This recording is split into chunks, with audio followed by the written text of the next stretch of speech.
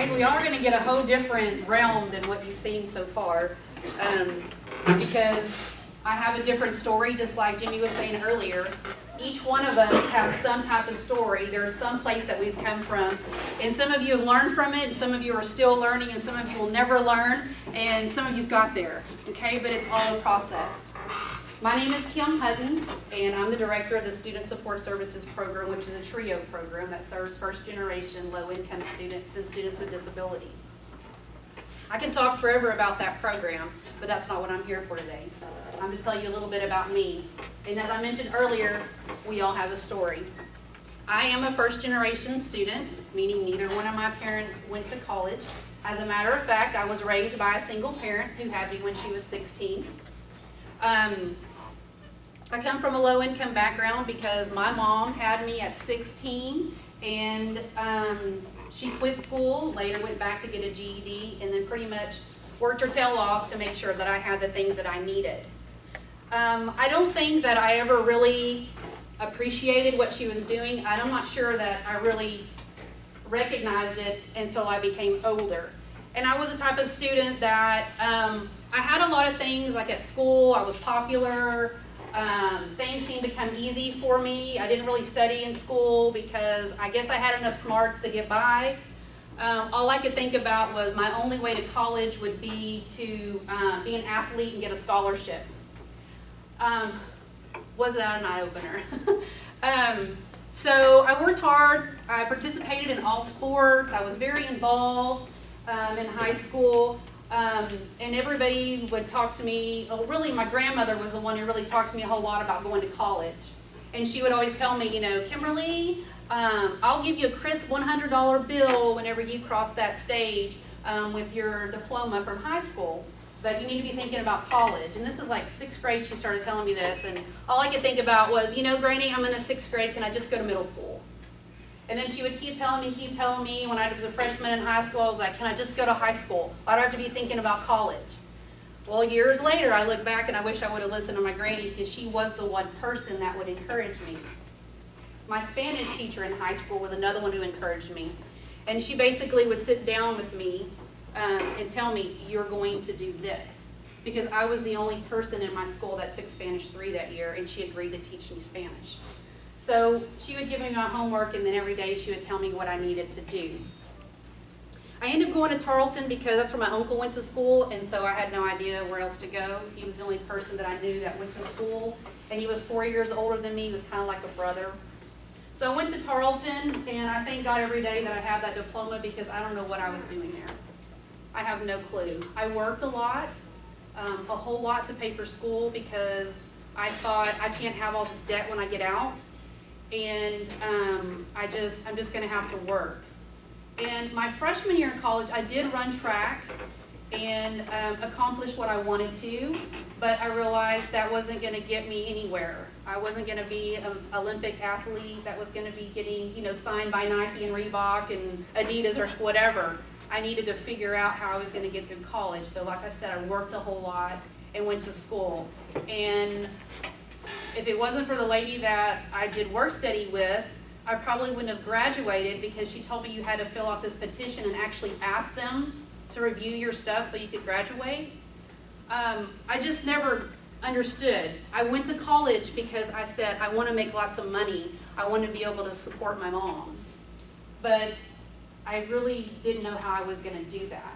Because it's real easy to say those kind of things, right? I want a 4.0 GPA. I want to be in the top 10% of my class. I want to do this. You're never going to get there unless you figure out how you're going to get to that place. How are you going to earn a 4.0 GPA? You're going to study. You're going to go to tutoring. You're going to find study groups. You're going to have to do all these kind of things, right? It's kind of like I can tell you, I love you so much. You're like my best friend ever. But if I yell at you all the time and I talk down to you and I never spend any time with you, then it doesn't really seem like I love you, does it? I'm just saying those words. So saying I want a GPA of 4.0 or saying that I want to accomplish these things, you're not going to do them unless you have some kind of plan. I did not have a plan in college. I had no idea what I was doing. And number one thing that kept me from really being able to be successful and knowing is I was very stubborn. What I mean by being very stubborn is I knew it all. I was going to class, I was, getting whatever grade, I was going to work, I knew what I was doing. And my mom would go, Kim, like, what are you gonna major in? Like, what are you gonna be doing? Oh, I'm a communications major. Well, what are you gonna do with that? There's lots of things I can do with it, Like what? I can do this. And I was believing that I knew what I was doing, and I didn't. Okay? So my willingness to not ask for help and just continue to think that I knew it all led me to 2 weeks before graduation, I found out I was pregnant. And ended up walking across the stage at graduation and getting my diploma and thinking everything was going to be hunky-dory. I was fixing to find this big job. To come into September, October, when I graduated in August, I still haven't received my diploma. So I called the school and I'm like, I don't have my diploma. They said, well, you didn't graduate. I'm like, what do you mean I didn't graduate? I walked across the stage. Well, I failed that government class I took that summer. Right when I found out I was pregnant, and I was throwing up every day, and I wasn't going to class, and I was trying to explain to my teacher that, hello, I'm pregnant, I'm sick, I can't come to class, like it was his problem, okay? But who got pregnant? Whose problem was it? It was mine, okay? So, like I said, this was October-ish whenever I found this information out that I didn't actually graduate. Well, it was too late for me to take classes in the fall because it's halfway through the semester. And my baby was due in March, so I really couldn't take classes then because I didn't know what was going to happen to me. I didn't have brothers or sisters. I wasn't really around little children. So I had to figure out what I was going to do. And I finally figured out that I needed to do something because this child was pretty amazing. And every time she looked at me, she was expecting me to take care of her. And, the more and more, and things were happening in our world at the time. The Oklahoma City bombing happened, and it brought a whole lot to my eyes as, you know what, if I don't start taking charge of my future and start doing something with my life, I'm going to be that statistic that everybody's put on my head. My mom got pregnant, she was 16, she wasn't married, other people in my family have. Here I am, I almost have a college degree. I'm short one class. But, I'm just falling in the same categories as everybody else in my family, and I'm just following that path. So I was like, I really got to do something. So that summer, I ended up going to TCC, taking that government class, made the grade, turned all my stuff in. I ended up with my diploma in December. I still have no idea what I'm going to do because I was telling everybody, I got to get a communications degree. I know what I'm doing. And I didn't. And the things I thought I would be able to do, I now had this baby that I had to raise on my own. So I worked a lot of jobs, and I kept thinking and I kept having this feeling that I was supposed to teach. And everybody always said I was going to be a teacher. Oh, Kim, you're going to come back to our school, and you're going to be teaching our kids. You're going to be teaching everybody and coaching. And I really, in college, I was like, I'd rather die first before I became a teacher.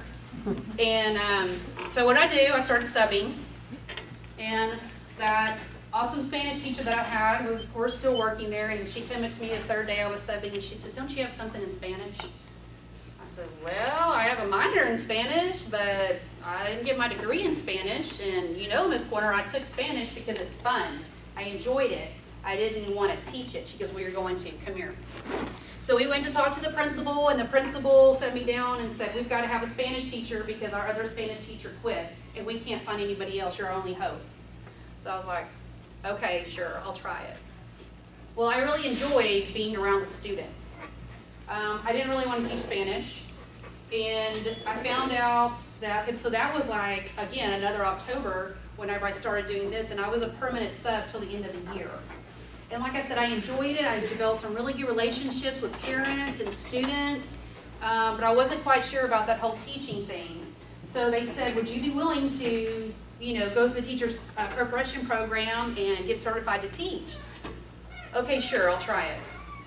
Well, it ends up that the classes I needed to take that summer, I wasn't going to be able to take those within the same schedule as the college schedule and the schedule I'd be teaching.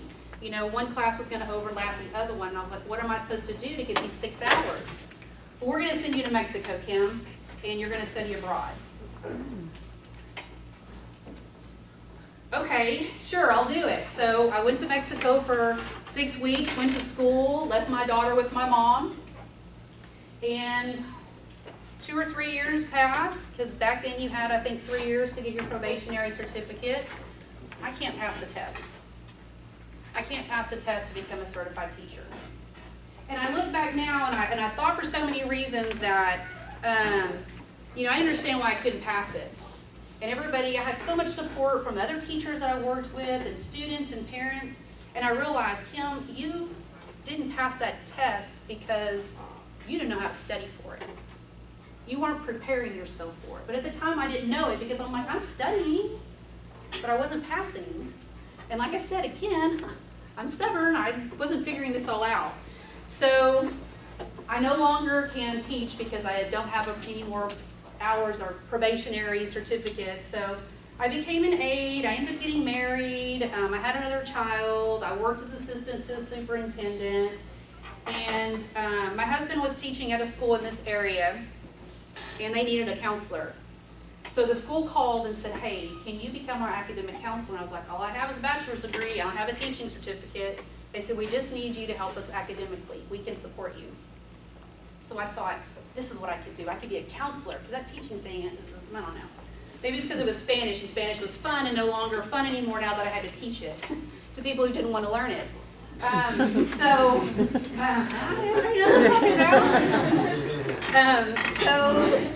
I go to the school with my husband, and I'm the academic counselor. And of course, I had this different thought of what it was going to be like to be a counselor at a school. And again, I'm still not fulfilling what I'm supposed to be doing.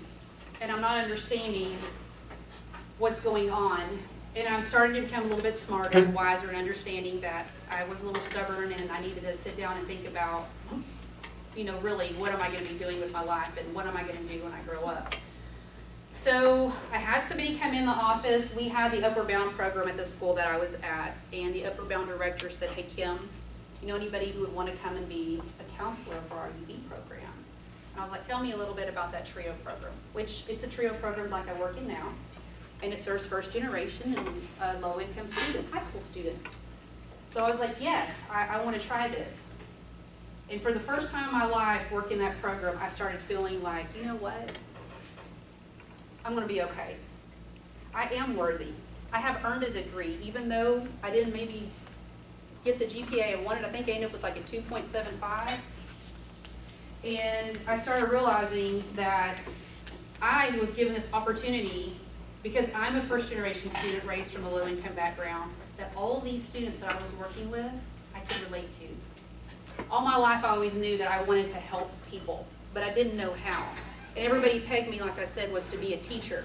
And honestly, when I thought about being in education, I thought a teacher, a counselor, a principal, a coach. I never thought of anything at a college or anything of that aspect. And when the TRIO programs came to me and I was able to work, I was like, this is exactly it. I'm helping people. I'm utilizing my experiences and getting to talk to people. And as I'm talking to students and helping them with things, I start realizing my stupidity and how stubborn I was when I was that age. And if I just would have asked for help, listened to the people who did care about me and wanted to help me, I probably would have got through a lot easier and probably would have found my success a lot earlier. So I worked in the Upward Bound program for, I'm trying to think how long I've been here. I think I worked in that program for 5 years maybe. And during that time, working in that program, I had somebody come to me and they said, Kim, you have a lot of potential. And I don't know that I ever, maybe someone had told me that before, but I don't know that I ever really listened. And she said, I think that you need to get your master's. I don't care if it's in basket weaving, but you need to get it. So I want you to go down to your office and I want you to look up stuff and I want you to tell me tomorrow where you're going to be going to school. What? Go back to school. I'm a mom. I have 2 kids. I can't do it. This is crazy. I I did. I was crying, and the girl that worked with me in the office at the time, she was like, just calm down, I'll look. We found something for me to do, and I was freaking out because just like John, and as I didn't ever pass the teaching test because of that anxiety of teaching and just not feeling like I knew how to study and was afraid to ask for help. So we found a program through Angelo State University where I didn't have to take the GRE, didn't have to take a test, that I could apply and be accepted and start taking classes. And the first class that I ever took, they gave me a piece of paper that might have been this long, an article, and all they wanted me to do is just analyze it. Just read it and kind of give my thoughts. I cried for about 6 hours at work and was continuously telling myself, oh my God, I can't do this. And my boss is like, oh my God, we got to deal with you for a year and a half while you do your master's. But I was just like, what are they asking me? I don't know. I'm not smart enough. I can't do this. I just barely graduated with my bachelor's degree. Now it's 15 years later, and now I'm trying to do this. And as I was getting my papers back from my professors, they were like, this paper's awesome. I want to know more. And I'm making A's, and I'm getting good grades. And I'm like, what? I am smart, and I didn't know it. You know what I mean? And I started asking people for help. I started going online with, they'd have like the list of everybody in the class. So I'd go to them and I'm like, hey, can you read my paper? Hey, can you help me with this? And I found a study buddy.